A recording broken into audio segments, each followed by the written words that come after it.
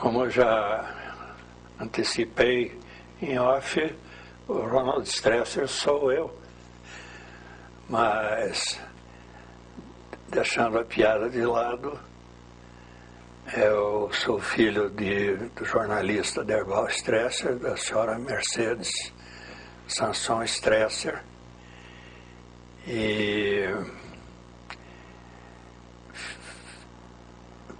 trabalhei a maior parte da minha vida nos meios de comunicação, com rádio, com televisão, com jornal, apesar de ter me formado em Direito pela Universidade Federal, que foi, na época, a única escola, a única faculdade de Direito que tinha em Curitiba, depois vieram as outras.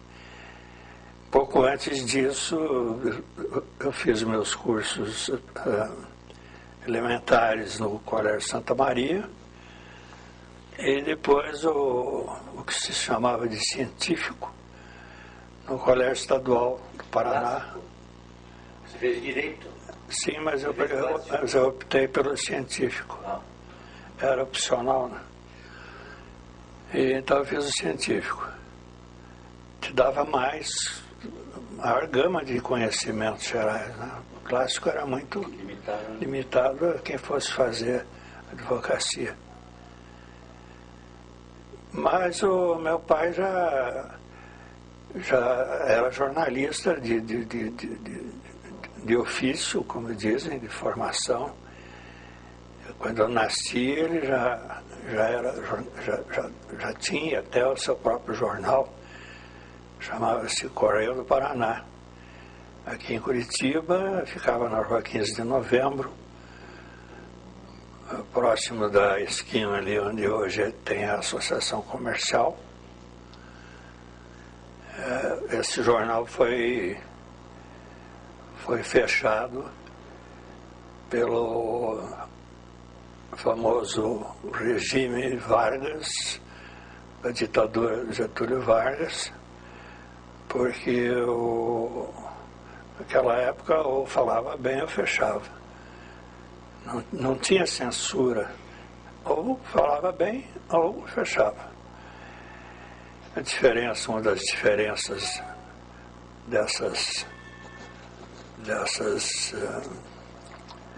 desses regimes, né? Daí dá pra gente parar aqui?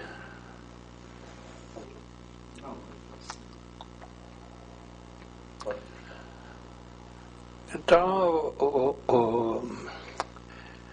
meu pai era proprietário e diretor do Correio do Paraná. E o jornal foi, como eu já disse, foi fechado em virtude da situação política na época. Inclusive, nessa época, meu pai era deputado estadual. Em 1937, eu tinha 4 anos de idade. Foi quando, também por decreto do Getúlio Vargas, foram fechadas as assembleias, foram cassados, enfim, todos os deputados, senadores, federais, estaduais, senadores e vereadores nem tinha. Mas acabou, fechou tudo. E com isso, então, além de perder o jornal, de ficar sem o jornal, meu pai também ficou sem o cargo de deputado. Na época era deputado classista. Ele representava justamente na Assembleia o voto dos jornalistas do Paraná. Durante algum tempo, justamente o tempo que eu estava cursando o colégio, meu pai dedicou-se a outras atividades e depois, mais tarde, praticamente eu já em nível superior de de escolaridade, e ele também já em outra situação política, aos poucos foi voltando ao jornal e se dedicando mais à área da comunicação. Foi quando já se começou um contato que ele tinha com Assis Chateaubriand para instalarmos um jornal em Curitiba, que foi o Diário do Paraná, que pertencia na época chamada Rede dos Diários Associados, né? Que eram jornais e emissoras de rádio, por enquanto, no Brasil inteiro, praticamente. As televisões vieram a partir de 1950, se não me falha a memória, exatamente, com a inauguração da TV Tupi de São Paulo. São Paulo. E a febre da televisão contagiou o Brasil inteiro, né? E interessante que logo após, ou algum tempo, enfim, após a inauguração da TV Tupi de São Paulo, já da TV Tupi do Rio também, as próprias empresas associadas se empenharam. O Chateaubriand cobrava muito, que queria também, como tinha rádio, queria também televisão nas principais regiões do país. Então foi assim que surgiram uma em Recife, em Belo Horizonte antes, TV Alterosa, e em Porto Alegre, TV Piratini, na mesma época, assim, praticamente, com a TV Paraná, que era o Canal 6 aqui em Curitiba, que foi inaugurado em dia 19 de dezembro de 1960, exatamente. Enquanto isso, eu já estava também me dedicando à comunicação em outro setor da mídia, que era o rádio, que me fascinava, e também pelo fato de que eu tinha bons amigos que na época também estavam envolvidos com a radiofonia local, como era o caso do Didi Bétega, do Osni Bermudes e outros que foram colegas, inclusive no tempo do Colégio Santa Maria, que lá os irmãos maristas tinham um serviço de alto-falante que durante o horário do recreio ele transmitia, dava as notícias de interesse, horário de missa, essas coisas. E um dos locutores, então, era o Didi Bétega, o sonoplasta era o Osni Bermudes e outros que eu agora não recordo, mas tinha o Carlos Alberto Moro, tinha aquele Beltrão, não me lembro o primeiro nome, é um médico. Luiz Fernando Beltrão, também. Filho do Haroldo. Filho do Haroldo, exatamente. Esse também andou de microfone na lapela, com a latinha, a famosa latinha. E veio a ideia, então, eu fui trabalhar, levado pelo Didi Bétega. Quando o Didi Bétega saiu da Rádio Morumbi, onde ele trabalhava, e foi para a Rádio Emissora Paranaense do saudoso Najib Shed, que depois veio a fundar a TV Paranaense, Canal 12. Mas então, levado pelo Bétega, eu fui trabalhar na redação dos noticiários da Rádio Emissora Paranaense, sendo que o Bétega era um dos locutores, apresentadores das notícias. Ele se não me engano, Alcides Vasconcelos também, e outros da época muito conhecidos, famosos no ofício. Conversando com o Didi Bétega, veio a ideia de fazermos nós a nossa própria emissora, em vez de trabalhar para terceiros. E surgiu uma oportunidade de um amigo do meu pai estar querendo, que era um dos sócios da Rádio Guaracá na época. Ele era sobrinho do então governador Moisés Lupion, era o Murilo Lupion de Quadros. O Murilo tinha uma permissão para uma emissora em nome de outra rádio que era da rede deles, se não me engano de Arapongas, qualquer coisa assim, lá para o norte.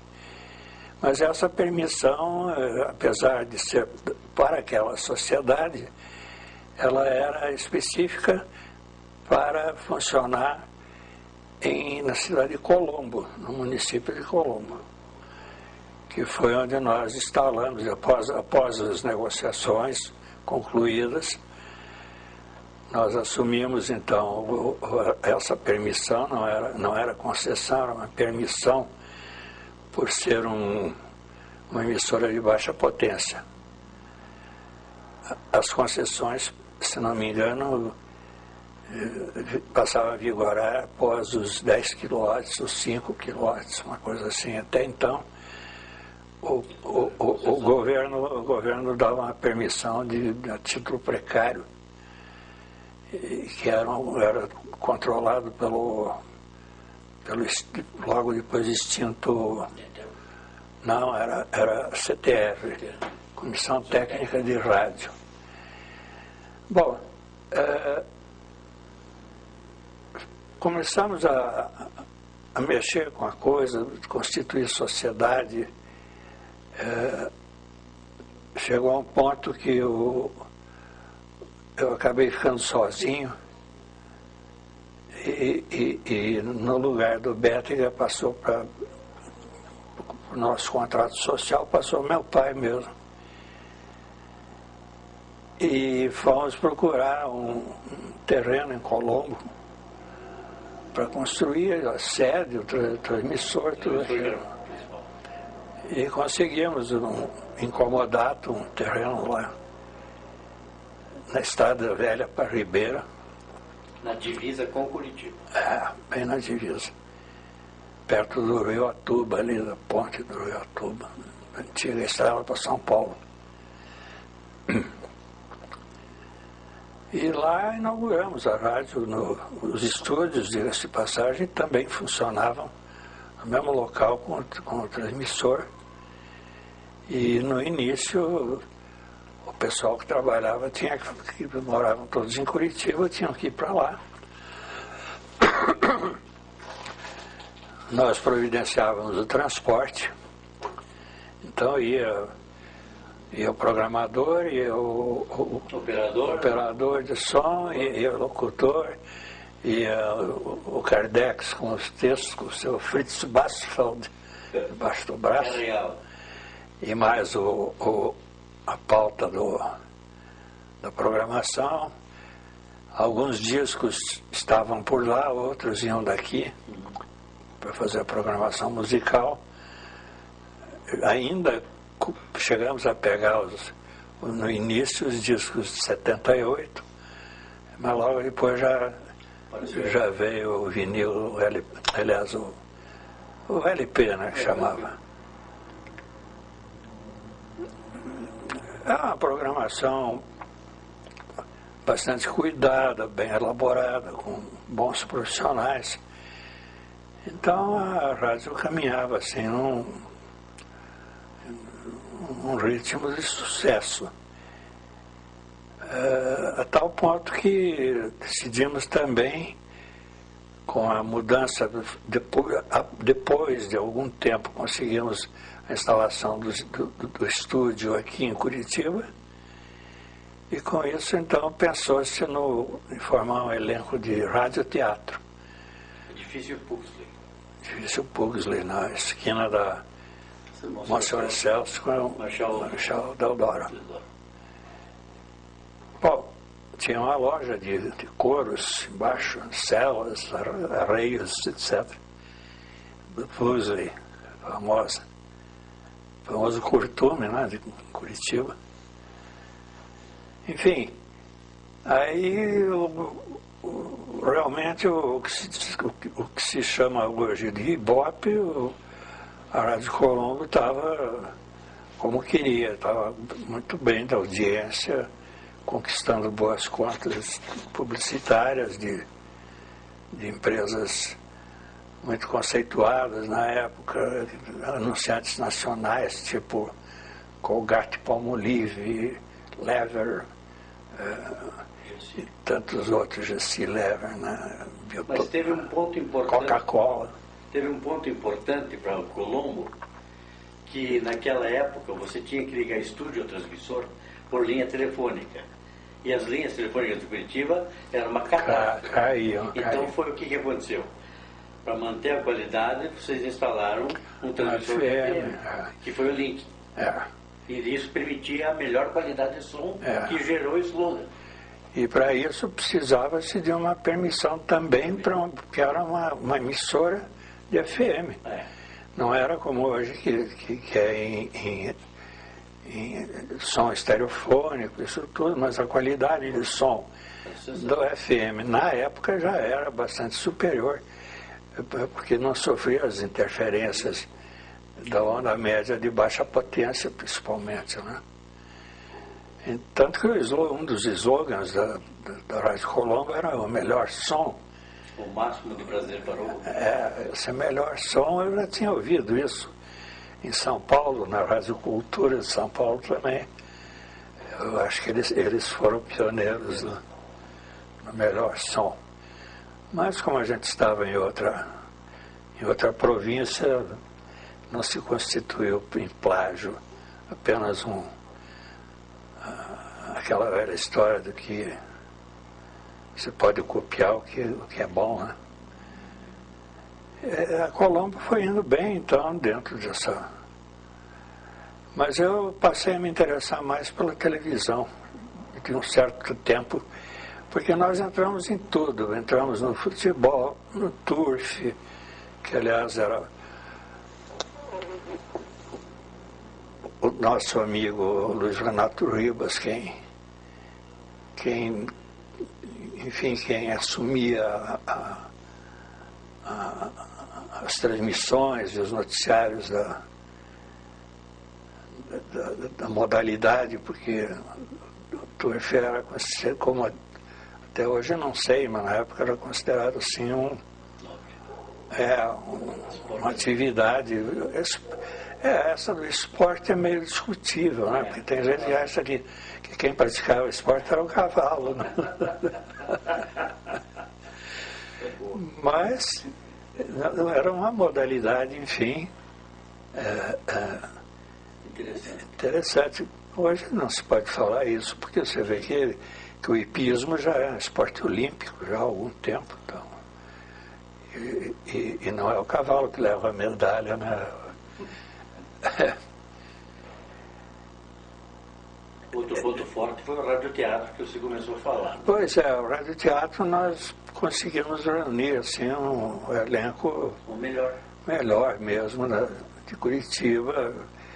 É evidente que nem todos nasceram lá dentro, outros vieram de outras emissoras, mas tinham nomes assim, na época, bastante conhecidos e muito badalados, assim, tipo do Ayrton Goulart, da Irene Moraes, que também era locutora, mas era uma excelente, a Leoni Ferreira, Claudete Baroni, não sei se chegou a pegar rádio, se já foi para televisão. Não, ela só fez rádio, foi no início da televisão dela faleceu.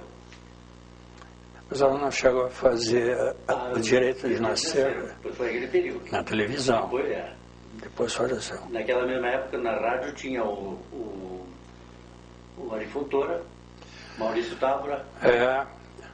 Esse advogado hoje foi meu colega também, o trabalhista famoso, muito conhecido. Não, o Virmão tinha um programa de música clássica e de jazz, que ele mesmo levava da sua discoteca própria. Ele levava os discos, apresentava, chamava-se A Música de Sempre. Era nos domingos de manhã. Imagine só, a gente considerava o domingo de manhã como um horário um pouco inexpressivo. Então, a solução para o horário era botar uma programação que também não despertasse muito interesse. Mas eu entendia que a programação de música clássica, evidente que se você comprasse lá os melhores discos dos melhores compositores e botasse um locutor, qualquer um, para fazer uma apresentação disso, era uma coisa. E você ter um conhecedor profundo da música, da história dos autores e das orquestras. Ele mencionava, por exemplo, os cursos que o maestro daquela orquestra teria feito pelo mundo inteiro, e alguns músicos muito considerados também. Então, e com isso nós conseguimos até ter audiência no próprio domingo de manhã. E que depois a programação prosseguia em marcha marcha acelerada, porque quando se aproximava a hora do almoço, no domingo, todo mundo almoçava em casa, reunião de família, aquilo tudo, a gente concluía a parte musical com 1 milhão de melodias, que eram gravações em acetato, discos grandes de 30 e tantos polegadas, sei lá, patrocinado pela Coca-Cola e gravados na Rádio Nacional, com aqueles maestros e músicos da própria Rádio Nacional do Rio, aqueles, bom, não estou lembrado agora, mas nomes famosos. Então, aí a parte musical ficava num patamar um pouco mais light, para daí começar, então, para valer com a Pérgola 30. Essa era a hora que o sujeito parava de almoçar ou acabava mordendo o garfo, porque tinha que rir, né? Porque antes ele fazia o jam session também. Sim, era colado com música de sempre. Aí já começava. Primeiro, 1 milhão de melodias, né? Que era o mesmo programa e o mesmo horário da Nacional. Só que era o programa de uma semana antes, que era gravado, e eles, a Coca-Cola distribuía para os seus, enfim, para as rádios que anunciavam, né? Bom, então a programação seguia, e daí com futebol à tarde, as interrupções do futebol, quando a gente falava lá do Jockey Club, direto para transmitir o páreo, fazíamos um bom movimento, né? Sacudíamos o rádio de Curitiba, porque até então era uma coisa assim muito burocrática. Na parte esportiva, Roma, que era a equipe esportiva na época? Bom, que eu me lembre, até há pouco tempo eu trabalhei no Tribunal de Contas do Estado, e o Rafael Iatauro, que também se aposentou já, me lembrou lá, conversando sobre o nosso tempo de rádio, ele me lembrou de um detalhe que eu já tinha esquecido, de que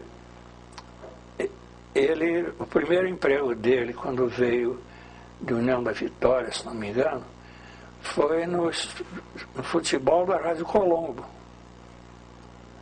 E que depois foi o Vinícius Coelho quem o levou para a televisão. Porque o Vinícius trabalhava na Colombo. Mas o Vinícius eu levei por sugestão do Dirbetter, que estava na emissora paranaense. Aí foi conosco para Colombo. Ele era um menino, né? Sim, completamente. Aliás, todos nós éramos. É verdade. Fato que, como eu dizia há pouco, nós sacudimos o rádio. Eu não sei o que é... Aquele menino que foi prefeito de Monte Alegre, lá. Ribas de Carvalho, Denizar. Ribas de Carvalho. Ele tinha sido locutor da Rádio Guaracá. Guaracá também, ele foi. Conhecia bem ele, porque na época eu cheguei a trabalhar um pouco nos tempos na Rádio Guaracá. Imaginem só, fazendo noticiário e cheguei a transmitir ao vivo jogos de tênis, quando todo mundo achava que era uma loucura fazer tênis no rádio, onde já se viu. Hoje tem gente que fica grudada aí na TV a cabo procurando um jogo de tênis, porque o tênis hoje está muito difundido na mídia eletrônica. Na época não. E era realmente uma loucura. Eu me lembro que com o pessoal da Guaracá, nós fomos lá para o Country Club, ia ter um jogo final do Campeonato Paranaense. E o locutor era este que vos fala. Era o próprio, foi o motorista da rádio, que era o Bigode, que era o cara. E o Jorge Nasser, que depois foi deputado, ele fazia os comerciais, os breaks comerciais da Brahma. Até nunca esqueço que uma hora ele soltou aquela Brahma Chopp em garrafa ou em Brasil, e era para dizer em barril, em Brasil. Alguns espectadores locais ali, aficionados do tênis, não gostaram muito da ideia, porque não tinha uma cabine, não tinha instalações no clube para se fazer isso. E era quase que um sacrilégio você conversar, ficar falando durante um jogo de tênis, como é hoje no golfe. O tênis não, o tênis virou quase que jogo de Curitiba e Fluminense, assim, aquela correria nas quadras. Se bem que ainda fazem um certo silêncio. Mas houve uns espectadores ali locais, me lembro bem, que olharam feio para mim, né? Depois eu continuei a frequentar o clube, porque eu era sócio e não ia lá só para isso. E vinham reclamar de mim. Mas como é que você pode fazer uma coisa dessa? Você que joga tênis sabe o que o silêncio é importante para nós, para concentração, não sei o quê. O Ivo Ribeiro estava começando naquela época. Eu cheguei a jogar com os pais dele, com a dona Ilza, a mãe dele. Eu digo, bom, vocês também não estão entendendo que o radialista precisa comer também, né? E está ganhando para isso. Tinha essas coisas, como tinha também coisas assim grandiosas, como que nós fizemos, como foi a ida a Cuba para assistir a posse do Fidel Castro, quando ele terminou, venceu lá, ganhou a Revolução. Eu fui para lá com o Elcio José, que era o rádio repórter da Rádio Colombo. Que já era o repórter voador, né? Isso foi depois. Não foi antes? Foi depois, porque foi o Benjamin Steiner. O Benjamin já estava aqui. O Benjamin morreu, sabe? Morreu, sim, não soube. Você tem razão, porque foi o Benjamin que sugeriu. Me lembro que foi numa mesa da Guaracá, Confeitaria Guaracá. E ele prometeu um jantar que os caras estavam montando aquele troço. Não, era um cheque, eu me lembro que correu um cheque. Olha aqui. Mas ele ofereceu um jantar lá no Ilha de França depois. Depois. Mas eu me lembro que teve um cheque lá, se você for na garupa do cara lá. Ele foi. Não foi pelo cheque, ele tinha mesmo essa vocação. Depois ele foi, também fizemos com ele a transmissão da eleição do Papa João XXIII, direto do Vaticano. Conseguimos lá um canal de onda curta foi fiz, inclusive, da Rádio Vaticano. Né? Vaticano, e depois a RAI a gente pegou alguma coisa, mas principalmente pelo Vaticano. Lá que ajudaram muito. O Elcio ficou hospedado lá, inclusive, na Cúria, lá. Nas instalações da rádio. Também, quando caiu aquele avião, aquele convoy da Cruzeiro do Sul, aqui próximo do aeroporto. Pinhais. São José dos Pinhais. São José. São José da Roseira. Campo Largo da Roseira. Eu estive lá, e esteve também o Elcio, fizemos cobertura daquilo.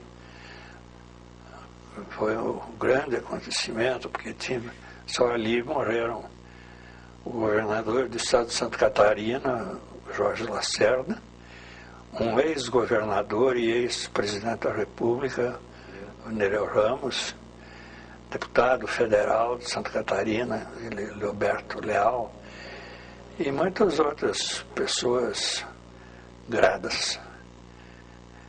E qual foi esse episódio quando você fez a reportagem, Romulo? Você estava jantando, né? E você pegou um reflexo, né, para ir? Eu estava jantando e não tinha fotógrafo no jornal para ir fazer assim que vazou a notícia, que veio a notícia, alguém precisava ir para lá, porque na época tinha aquela vontade, hoje dizem tesão do furo. Você tinha que dar em primeiro lugar, aquilo era uma religião, você tinha que ser o primeiro, não podia continuar, vou terminar de jantar, depois eu vou. Tinha que ser na hora. Então, meu pai, que era diretor do jornal, me telefonou para o restaurante onde eu estava. Eu estava jantando com o José Felipe Engler, que faleceu há pouco. E eu modéstia à parte, sabia fotografar, eu sempre tive boas máquinas e bons conhecimentos através do próprio pessoal do jornal, o Kalkbrenner. Até outro dia ainda tive notícias daquele Ferreira que trabalhou lá, foi fotógrafo, que está, se não me engano, não me lembro, na Gazeta. Bom, então meu pai me convocou, disse: você vem aqui no jornal, pega uma câmera e vai para lá. Aí eu fui, mas fui me informar direito, não era bem assim, era difícil de chegar lá, o acesso era muito, muito complicado. Inclusive, naquela época não existia a Marechal Floriano ainda, era só Salgado Filho. Só por lá. Mas era além de São José. Lá em Campo Largo da Roseira. Como quem vai para Joinville. Isso mesmo. Entrava aí que me deram as coordenadas, eu me lembro. Entrava na estradinha do pensionato, patronato, qualquer coisa assim. E por ali ia, até chegar no local. Foi uma coisa horrível a chegada, porque já tinha corpos assim. Foi no Jeep, né? Foi um Jeep do Dilibetti, meu amigo, quando a gente tomou conhecimento da dificuldade de chegar lá, porque havia chovido também, estrada de terra, né? Então eu digo, bom, precisaria de um Jeep. Eu me lembrei desse meu amigo, né? Ele tinha. Telefonei e ele veio. O episódio aí mais curioso foi que eu estava jantando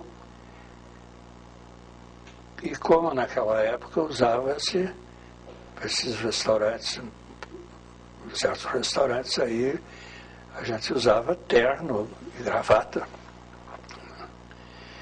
Então, na ida lá para o local do acidente, eu tirei a gravata e joguei no banco de trás, caiu no chão do jipe, da parte de trás. Ficou ali e depois a coisa foi assim, era tão impressionante que eu esqueci de gravata. Não dava para tirar o paletó porque estava ainda garoando, chovendo, estava frio. Mas vieram pedir para o dono do jipe, para o Didi Bética, se poderia emprestar o jipe para trazer o corpo do governador Jorge Lacerda, para levar para o Instituto Médico Legal. E o Didi emprestou o jipe. Depois nós demos um jeito de voltar com outro lá. O pessoal do governo mesmo cuidou disso. Estava lá o governador, o Lupion estava lá. Depois, mais tarde, eu estava nem dei conta da gravata, né? Deve ter ficado no jipe, não sei. Só interrompendo, você além da parte jornalística que era para o Diário do Paraná, você também deu um toque para a Rádio Colombo também, através do telefone ou não? Foi o Elcio José, que foi nos encontrar lá naquele local. Eu fui com ele, inclusive. Usou o telefone da Boneca do Iguaçu? Na volta nós paramos, era o único telefone que existia, digamos, da Praça Santos Andrade até São José dos Pinhais, eu acho que era só aquele. Então nós paramos ali e entramos, conversamos, porque emprestar telefone naquela época também não era fácil. E o proprietário, sei lá, alguém que atendeu, liberou, então o Elcio ligou para o estúdio, no estúdio fizeram a conexão para... Mas a história da gravata, só para concluir, é que mais tarde eu estava no jornal fazendo já a parte da matéria do que eu havia visto, porque não tinha ido o redator, foi depois.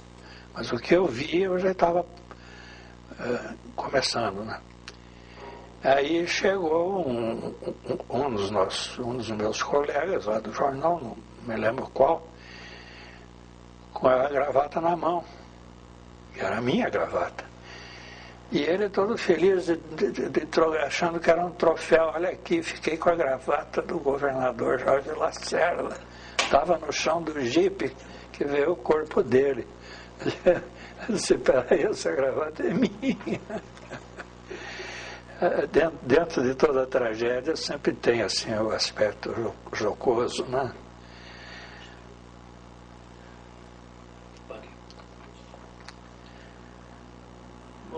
Televisão. Uma paradinha só para uma paradinha de trocar fita. Quando a gente trabalhou o esquema do Cario Chesma. Pô, isso é um troço tão complicado, né? Bom, tudo bem. Que ninguém mais lembra. Estou te dizendo isso. Eu sei. Outro aspecto, assim, que seria dele, foi a... Bom, mas jornalisticamente seria ótimo, mas poucas pessoas sabem que... Os assuntos importantes, quer dizer, o assunto da própria rádio, depois tem televisão e tem jornal. Pois é, daí vamos supor o seguinte, daí você tem que falar da aquisição da Ouro Verde, que até agora você não falou. Ah, pois é. Falar com o consórcio Ouro Verde. Com o consórcio Colombo Ouro Verde. E pode, como é que você quer entrar direto nisso? Pode entrar, bom, depois dele. Ele faz a pergunta para você. Vocês querem tomar um cafezinho, uma água? Não, por enquanto não, obrigado. Está tudo ali, hein? Depois a gente consome. Não, eu acho que é importante entrar direto, já dizendo o seguinte, né? Após esses acontecimentos... Eu tinha falado que Colombo sacudiu, né? Exatamente. Mas com isso, pode ser um bom gancho aí. Com isso, a parte musical ficou um pouco esquecida, e quando na época já se sabia que nos Estados Unidos, pessoal, havia emissoras que se dedicavam à música direto, né? Em Miami, eu ia para lá, ficava. Aliás, tem o troço que hoje dão, a temperatura, aquele troço todo. Aquilo eu trouxe, eu ouvi numa rádio em Miami, chegando aqui, já imediatamente mandei botar na Colombo, ninguém dava. Lembra a hora cheia? Sim. Tinha a hora, temperatura, a umidade e... a hora, temperatura, umidade. E o Fausto Luiz Abre, lembra dele? Ele pegou um turno da noite, eu estava até com o Didi Bete, o Didi deve lembrar.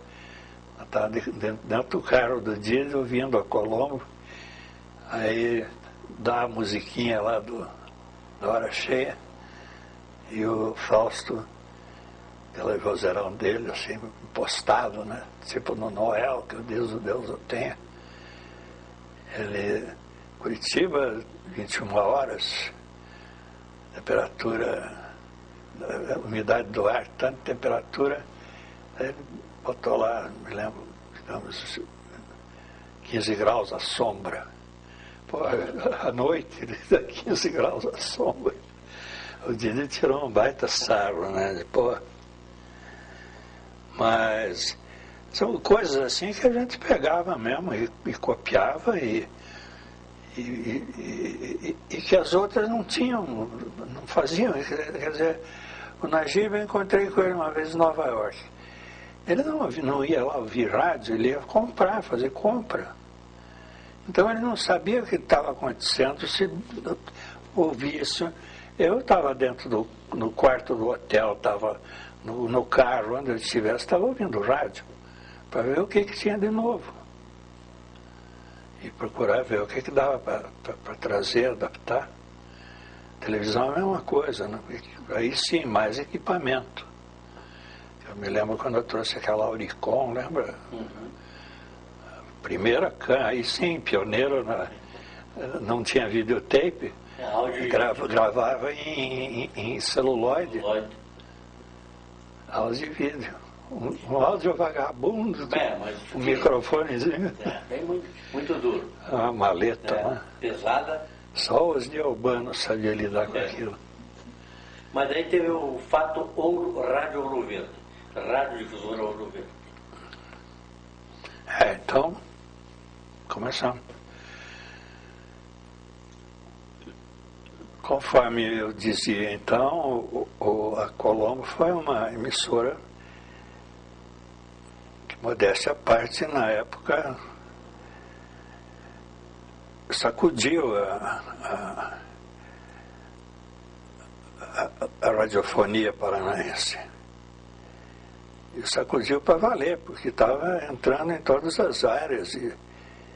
Mas, ao mesmo tempo em que faziam bom futebol, e faziam transmissões do Jockey Club, e fazia até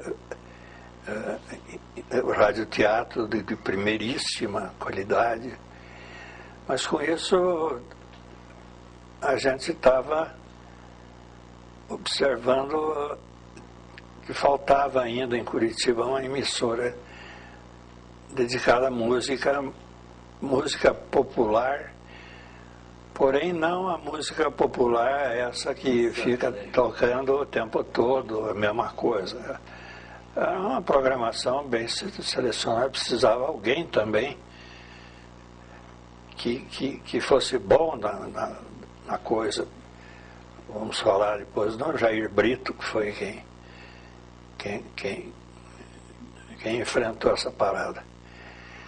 Mas então ocorreu, talvez por coincidência, ou a gente estava procurando. O meu pai era muito amigo do Abilon Souza Naves, que havia sido senador pelo Paraná, seria candidato a governador e era dono da Rádio Ouro Verde. Na época, em onda média, Ouro Verde AM, hoje Tem Ouro Verde AM, tem difusor AM, já mudou tudo, mas o começo é o mesmo. Daí eles entraram em negociações, resultou que acabamos assumindo o controle da Rádio Ouro Verde, quando criamos, então, chamado Consórcio Colombo Ouro Verde, que era o casamento das duas emissoras sob a mesma orientação, a mesma direção, mesma caixa, etc. E decidimos fazer da Ouro Verde a rádio musical que Curitiba realmente necessitava. Foi um sucesso total, em poucos meses ela já tinha primeiro lugar no Ibope, porque nós inovamos. O fato de ser musical apenas não seria tão preponderante como o fato de termos inovado na dosagem comercial. Então ouvia-se uma música, tocava-se um disco, executava-se uma canção e entrava um comercial, apenas um. No início, inclusive, eu insisti que não fossem comerciais gravados, que sempre fossem textos lidos pelos locutores do horário. Aliás, também nessa época não fiz mais muita questão de convocar locutores assim que tivessem muito cartaz por ter uma voz muito bonita. Na época tínhamos assim, tipo Léo de Souza e César Navarro. Bom, os locutores, para mim, precisavam, antes de mais nada, precisavam ter cabeça, ser inteligentes, saber ler, escrever e entender mais ou menos o que estavam lendo, o que estavam fazendo. Tanto que a maioria, daí em diante, a maioria deles era constituída por acadêmicos de diversas faculdades. Tínhamos o Ayrton Goulart, por exemplo, era estudante de medicina, estudava medicina.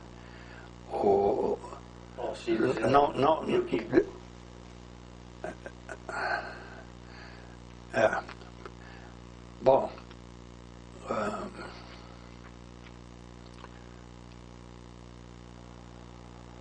enfim, tinha advogados, tinha estudantes acadêmicos, enfim, de várias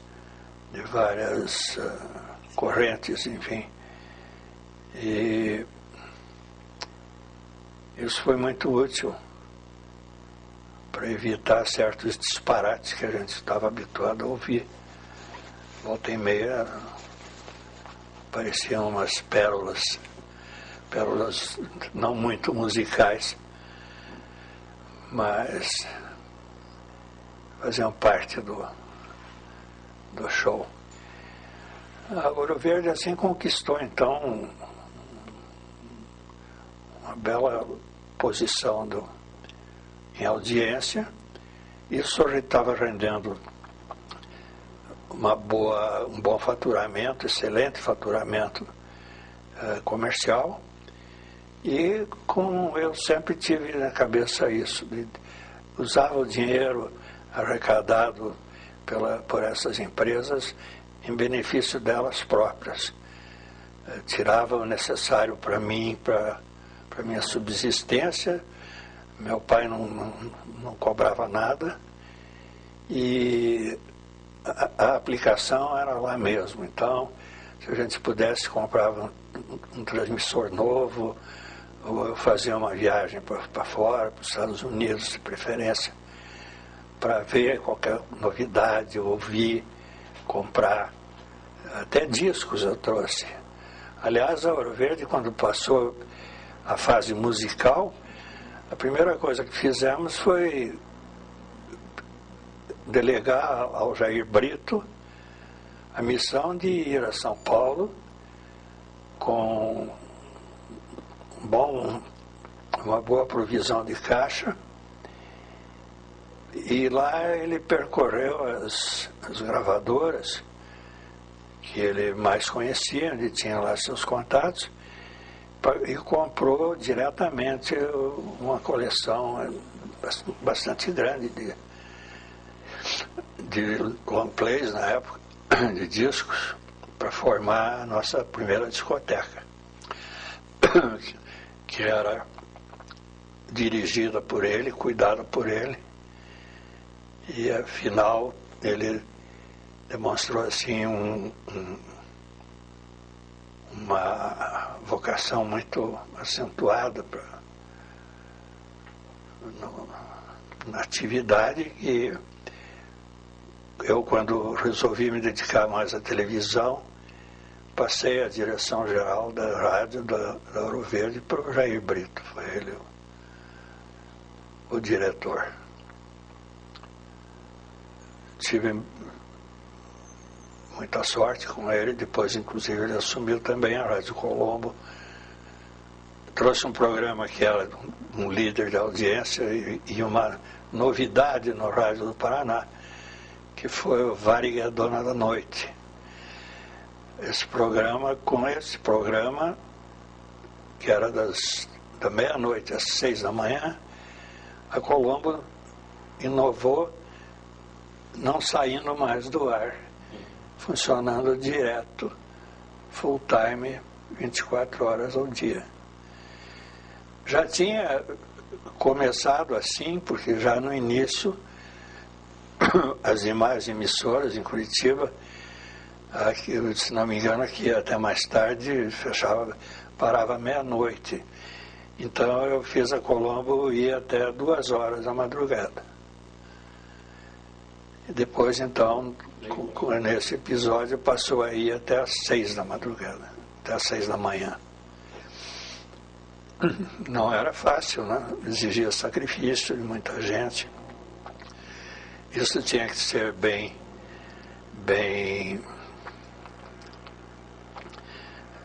tinha que ser bem pago, bem remunerado, afinal, porque são os rapazes que estavam lá virando dia e noite, né? Cada um no seu métier. E televisão, Romo? Sua participação na televisão? Pois é, então, aí com as rádios em boas mãos, ou seja, com Jair, eu pude dedicar mais tempo à televisão. Eu passei a ser o diretor superintendente da TV Paraná. Nós tínhamos diretor gerente, diretor financeiro, diretor presidente, e eu era o diretor superintendente. Eu tinha que quebrar os galhos, que não eram também muito fáceis. A gente fazia na medida do possível, principalmente no início, que o equipamento era um equipamento um tanto quanto já superado, ultrapassado. TV Tupi, né? As câmeras. Aproveitamos da TV Tupi. Mas se bem que já eram câmeras Orticom.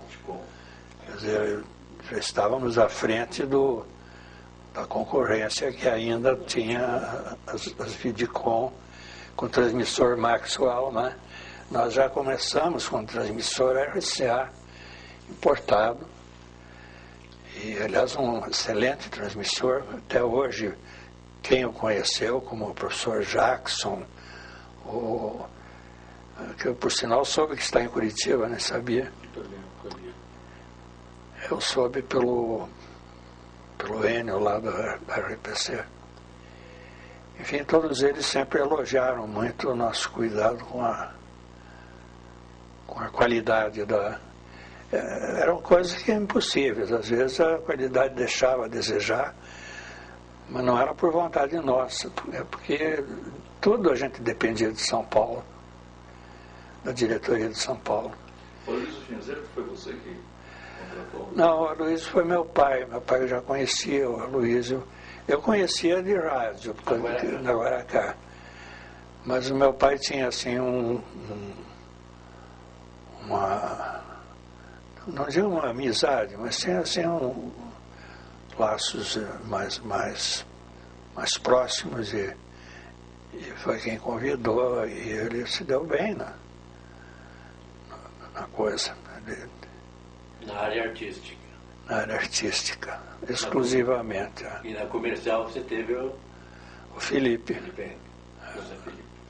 Também se deu muito bem, tanto que, apesar de tudo, de problemas técnicos, de problemas burocráticos, de problemas de ter que obedecer instruções, digamos, da matriz de São Paulo. O Chateaubriand já estava doente, a certo ponto disso aí, ele já não mandava mais nada, quem mandava eram os procuradores dele em São Paulo, no Rio, outras cidades. Então, apesar disso, a gente conseguiu produzir o capital suficiente para construir o prédio onde funcionamos há algum tempo aqui nas Mercês, que hoje é o Canal da Música. Aquele prédio foi construído, inaugurado, e lá funcionou a TV Paraná, Canal 6, com recursos próprios, não veio ajuda nenhuma de fora, foi tudo produção local de publicidade pelas vias normais. Isso se deve em parte à competência de quem já falamos, do Felipe, que era quem cuidava da venda, era o homem das vendas.